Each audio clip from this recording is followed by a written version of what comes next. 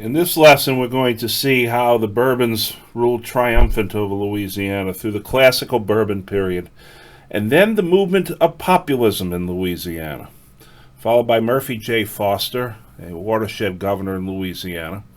We'll look at rural life in Louisiana, and then a massacre in Thibodaux, the appearance of rice, and then one of the most interesting stories in all of Louisiana history and New Orleans history, who killa the chief?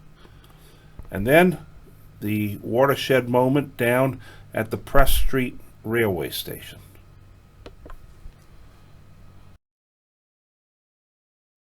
The classical Bourbon period lasted from 1881 until 1888. During this period, Samuel D. McHenry, a rather weak and passive governor, became governor on Wiltz's death. There was a great deal of Democratic backlash and skullduggery because McHenry allowed Wiltz to exercise the power of the governor. Allowed Burke to exercise the power of the governor. The election of 1888, there was a backlash among some factions of the Democratic Party. They nominated a resurgent Nichols to the governorship. Funny thing about Samuel T.U. Nichols is that any time the election took place, he always managed to discard his very nice suit and his nice prosthetic arm and put on his tattered old Confederate uniform and pin his sleeve up. That's very good politics.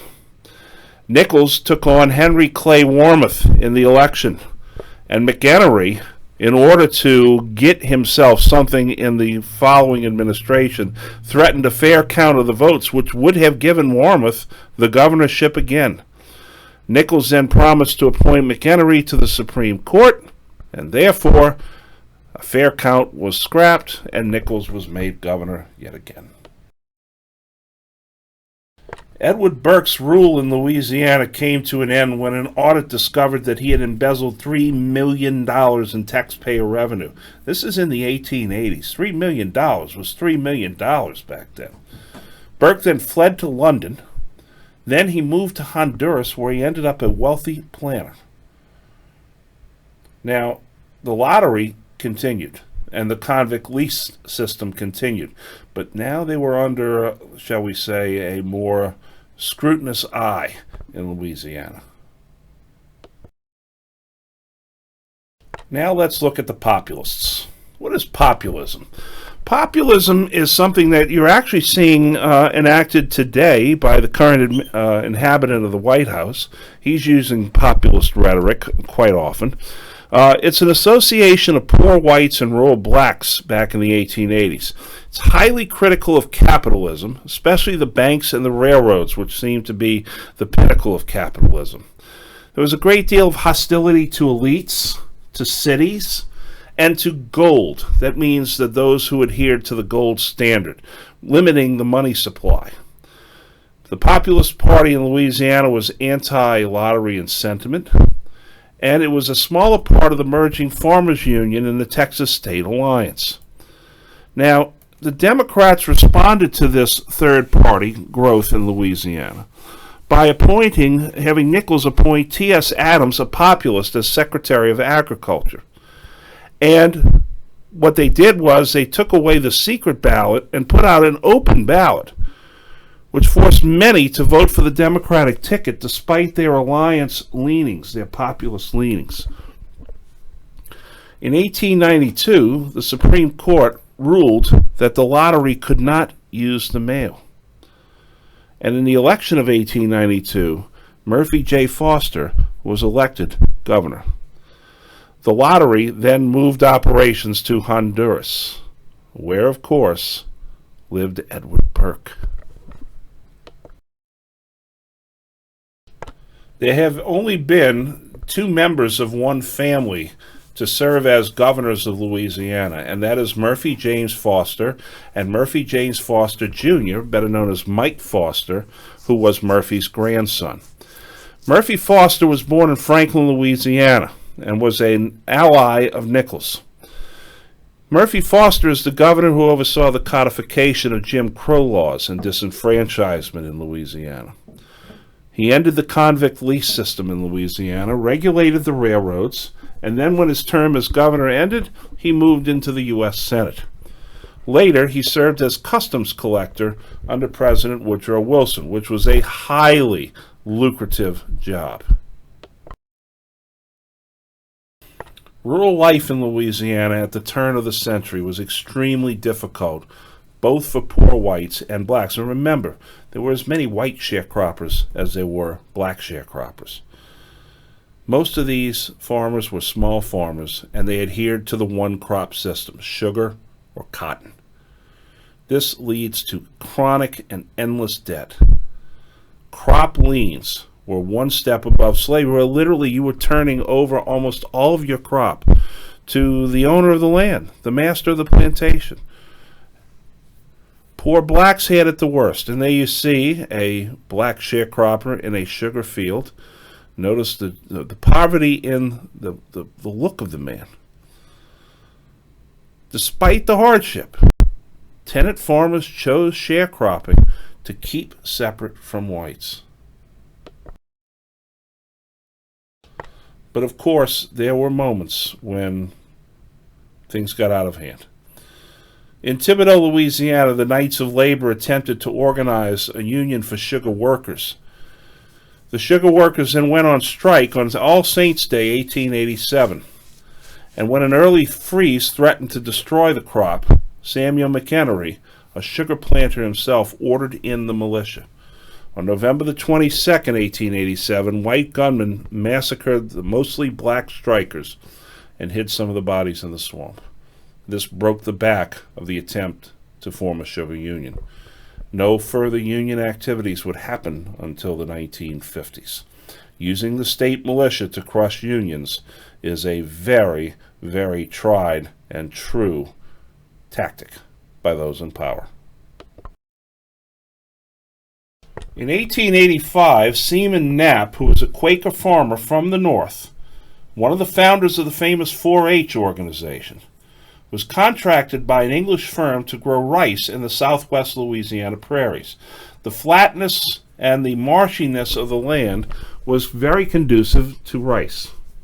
He then encouraged northern farmers to move south, and by 1900, Louisiana produced half of the nation's rice.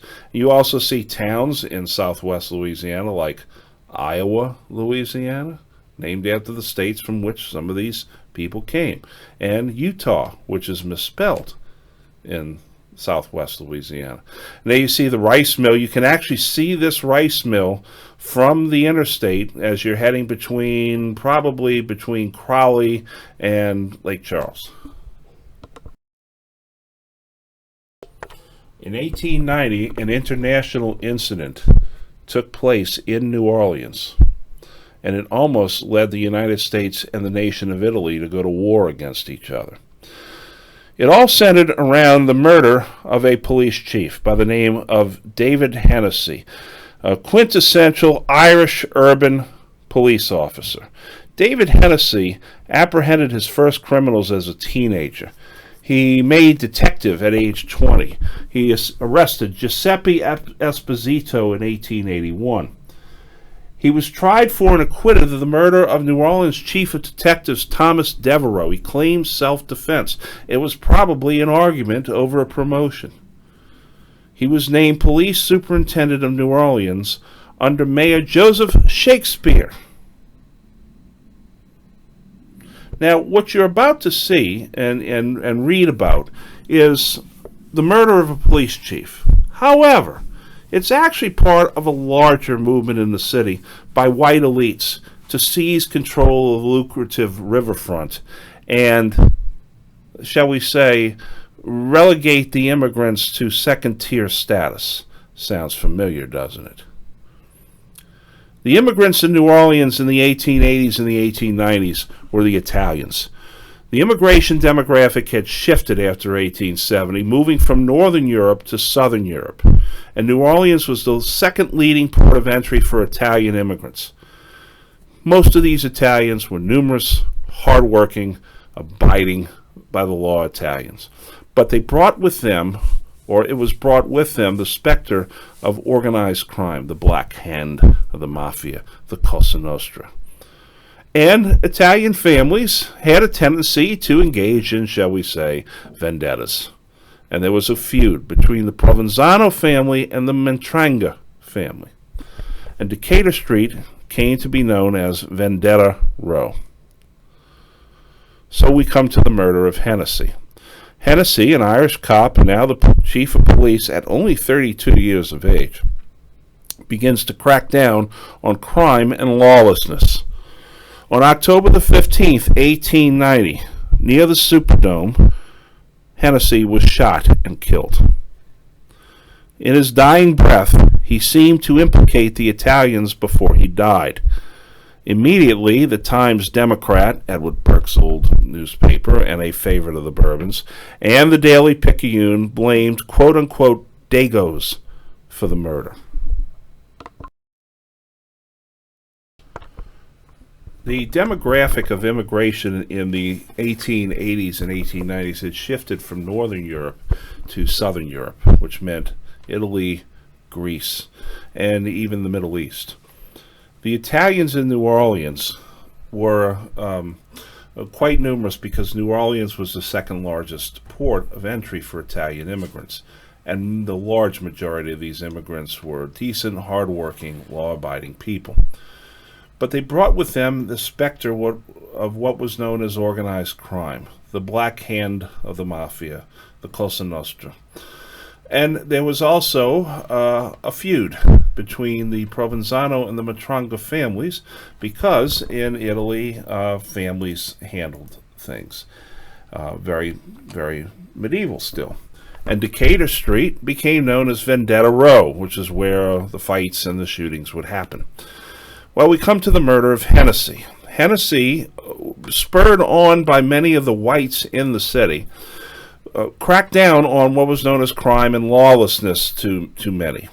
On October the 15th, 1890, he was shot near Poydras Street, around where the Superdome is now. In his dying breath, he seemed to implicate the Italians before he died, and immediately the Times Democrat and the Daily Picayune, which were engines of white supremacy in New Orleans, blamed the, quote, Dagos, unquote, for the murder.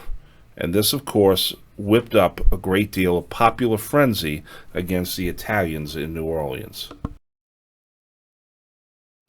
A massive sweep of the French Quarter, which is where the Italians had been living and working in the French marketplaces, netted 11 men arrested and tried. They were brought to court, put on trial, and they were all acquitted due to lack of evidence. But an orchestrated lynch mob stormed Orleans Parish Prison.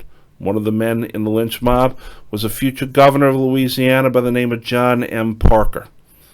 All 11 men were killed in their cells, as well as several other Italians. One of the men in the jail actually used the bodies of dead comrades to shield himself from the mob. A riot then ensued throughout the city, injuring more Italians. A grand jury in New Orleans found no evidence of mafia activity in the city. They returned no indictments against the mob leaders. As a result of this incident, Italy suspended all diplomatic relations with the United States. Pope Leo XIII threatened to put New Orleans under an interdict, which meant all Catholic churches would be closed and the people would not be allowed to access the sacraments. Another police chief at the time, the police chief of the city of New York, opined that, killing a few Dagos every now and then was not really a bad thing. That police chief's name was Theodore Roosevelt. Eventually, the families of the murdered men were given some compensation. In the Bywater section of New Orleans, as you go down St. Claude Avenue, you will cross the railroad tracks at Press Street. You'll turn right and go down to the river, and there you'll see a little reconstructed railway station that's been turned into shops and everything. That is the Press Street Railway Station. And there, in 1892, Homer Adolphe Plessy, a French-speaking Creole whose grandparents were from Haiti, who was a shoemaker, laborer, clerk, and insurance agent, and classified as only 1/8 black, sat in the whites-only car of the East Louisiana and Covington Railroad. He announced himself as black and was arrested. He was challenging the Separate Rail Car Act of 1890 that required equal but separate train car accommodations, and the Citizens Committee of New Orleans recruited Plessy to challenge the law. And they hired a private detective with arrest powers to take Plessy off of the train in order that Plessy not be killed by a riot or a mob, or the police would say, oh, he was shot trying to escape, quote unquote. Plessy is then brought before Orleans Parish Criminal District Judge John Howard Ferguson, a Yankee from Massachusetts who moved to New Orleans in 1865. Ferguson ruled that the separate car law was constitutional.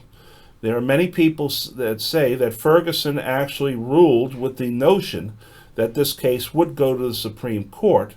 Rather than rule against the law, he wanted to see the Supreme Court strike the law down. This case, of course, went to the Supreme Court.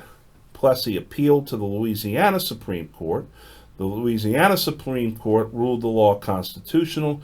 Plessy then appealed to the Supreme Court of the United States through what is called a writ of error, and this became the famous case of Plessy v. Ferguson, in which Justice Henry Billings Brown delivered the majority opinion, stating that the law was constitutional and that the nation could follow a policy of separate but equal.